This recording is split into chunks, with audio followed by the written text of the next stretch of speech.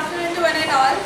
Now we are at the second session of the very first day. The speaker for us today's session is Mr. Ashish Awate.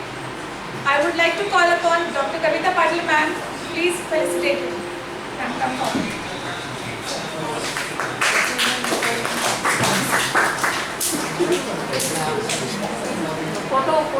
Photo.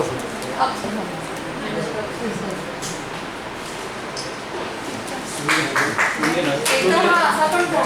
Thank you, sir. Thank you, ma'am.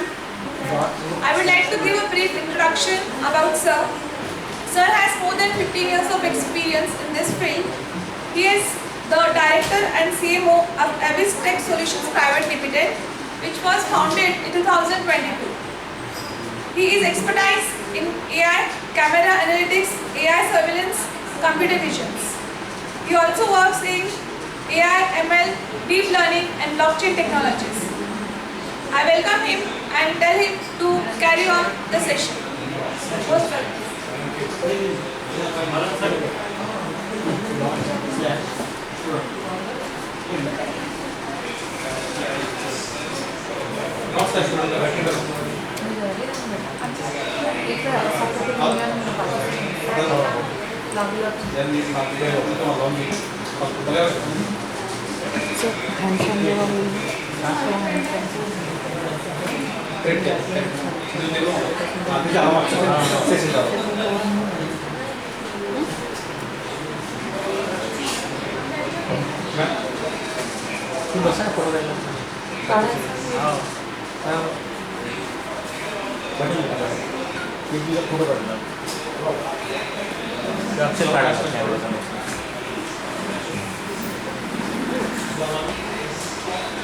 Good afternoon, everyone.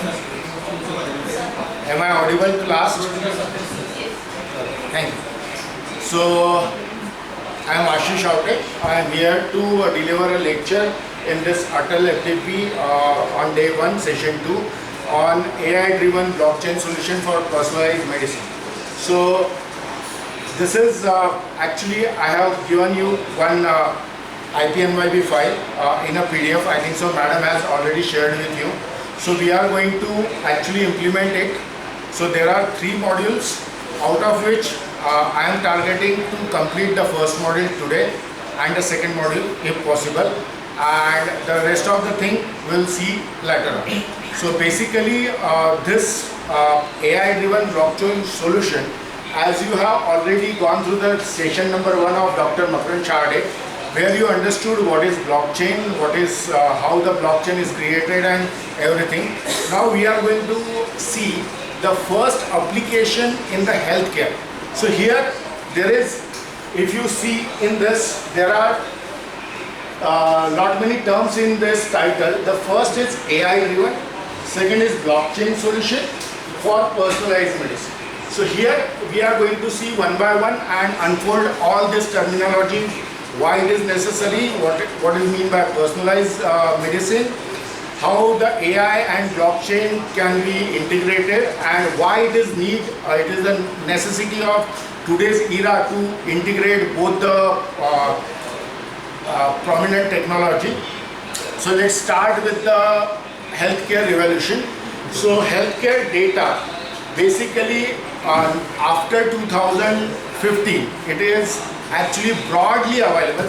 Before it is available, but it is now broadly and openly available on the internet. But in India, still, as we know, we are reluctant to share the data. We fear to share the data. It is not available. But in US, in European Union, and in many foreign countries like Singapore, Korea, Japan, it is available. So basically, the reason behind it to hide this data, because once the healthcare data breaches, only one single instance cost the government or that particular institution around $9.8 million. Okay, it is so much cost, one institute can completely shut down because of that much loss. And the second problem of healthcare data is 40% of patient health record currently contains the error.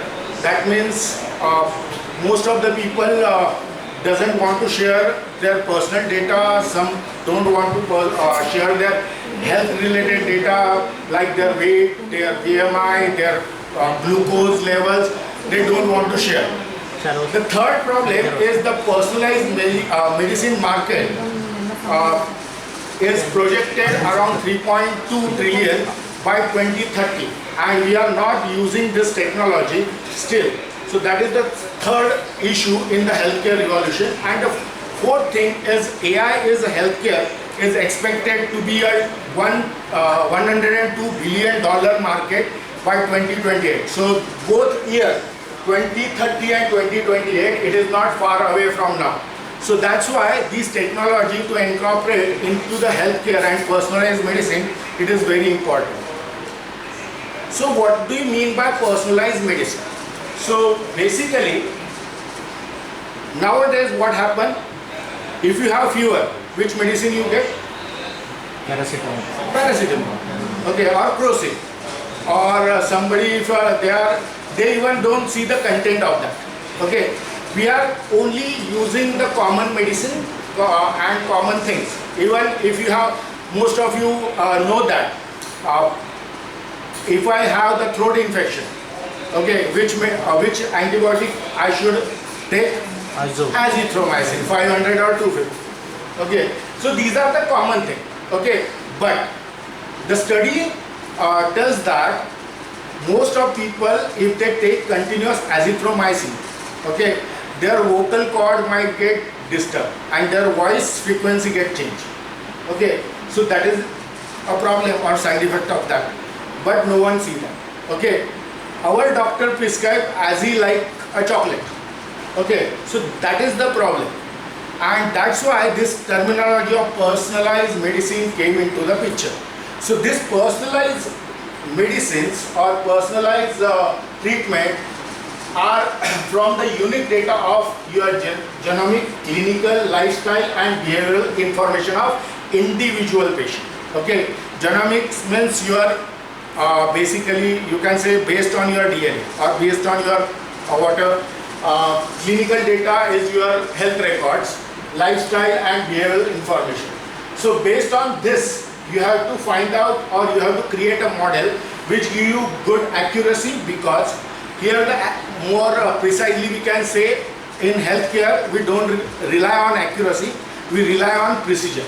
Okay, in machine learning terms there are four things which we use to find out the efficiency of algorithm, that is accuracy, precision, recall and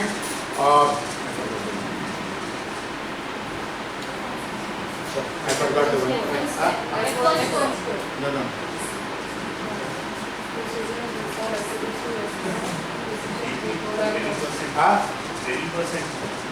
Sorry? Training percent.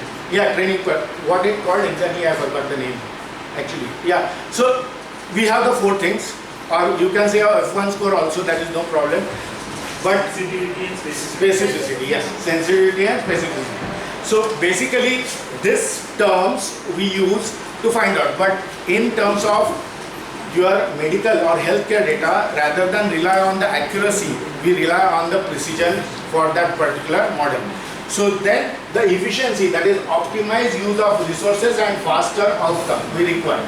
Because if we are monitoring the patient and his or her BP has shooted and your model give it after 5 minutes, what happened?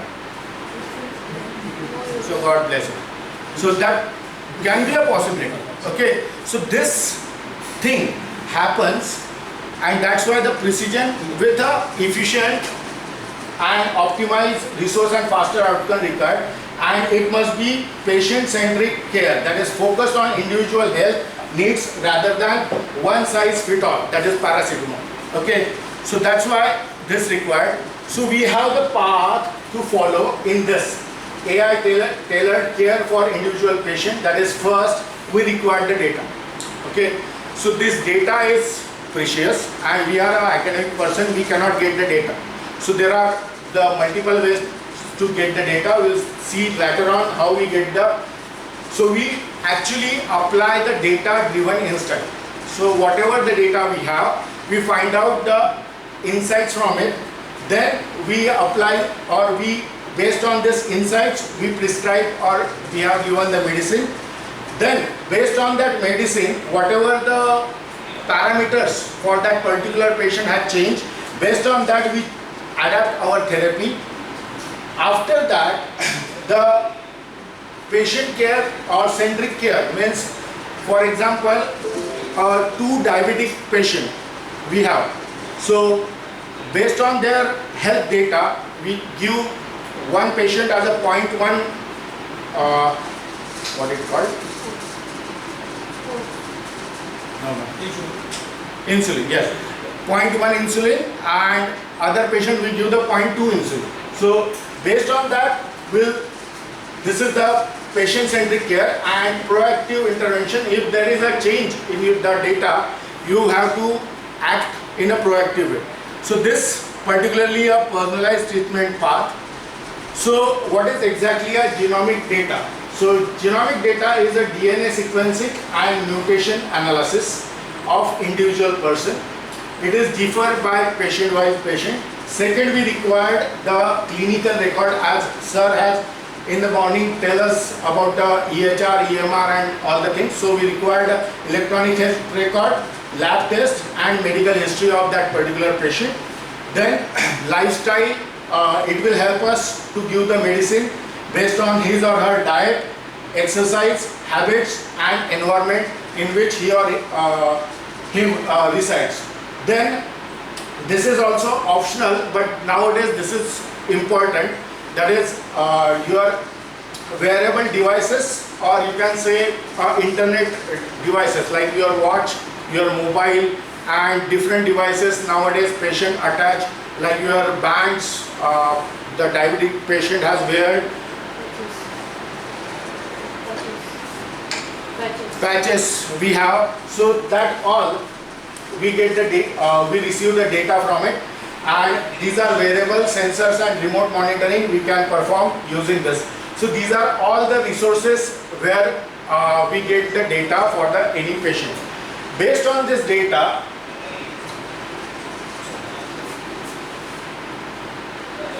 we actually have the problem, that is, you can say, challenges. First, we have to preserve the privacy and the security of the patient. We cannot disclose the identity of patient because we have different standards like FDA, HIPAA and GNA. Based on that, you have to keep the privacy of and security. Then interoperability challenge, lack of trust and transparency. These are the issues and challenges which we discuss later again when we see the complete project of this. Then what is personalized evaluation? So starting with that, we have traditional medicine, that is one size fit all approach. That is, everyone gets a paracetamol or any common medicine. After that, we have the revolution in machine learning or deep learning and AI. So over that, this precision medicine tailor based on genetic and environment lifestyle.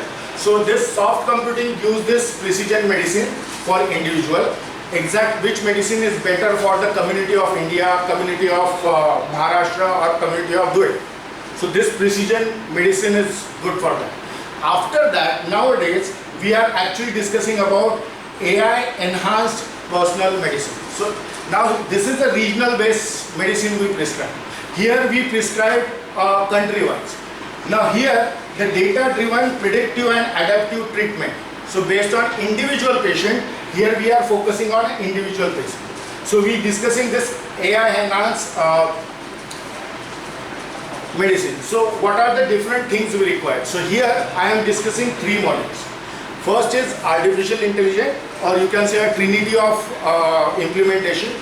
The first is artificial intelligence, second is blockchain, and the third is digital twin. So we'll discuss these three technology in this particular lecture. So in artificial intelligence, we use machine learning for pattern recognition in medical data. So whatever data we have collected, like whether it is behavioral data, whether it is genome data or any type of data, we actually apply the machine learning models like support vector machine, random forest, or any kind of model, and we find out the pattern in the medical data. Next, we apply if we have the brain interface mapping, or we have ECG, we have EEG, or we have X-rays. So we apply the deep learning. So find out the complex psychological model. Next, if we have the reports, that is blood test report, or your any parameter kind of, even your sonography report. From that we apply natural language processing to get the clinical text analysis. And if we have the computer vision, likewise we have the video. Nowadays in India I don't know, but in foreign they used to record the video of a patient during psychiatric treatment. Okay, so for that we require the computer vision so that we can get the medical imaging interpretation. So these 4 technologies from the artificial intelligence branch we required so that we can implement this personalized medicine. So the blockchain is used for healthcare security. So how it is useful to implement the security? Because it is immutable medical record with cryptographic security. So we cannot change the data of patient. Second, it is decentralized storage, reducing single point failure. It has a smart contract for automated healthcare process. That is, it has automated workflow, patient consent management, and insurance and billing automation. These all 3 projects is already done in our college by our final year students. So this, we have the particular patent on this EHR also. Then you can have the patient control data sharing with the cryptographic keys using enhanced security, data interoperability, and patient-centric control. So this is what we required a blockchain. So why we combine AI and blockchain? First we discuss why we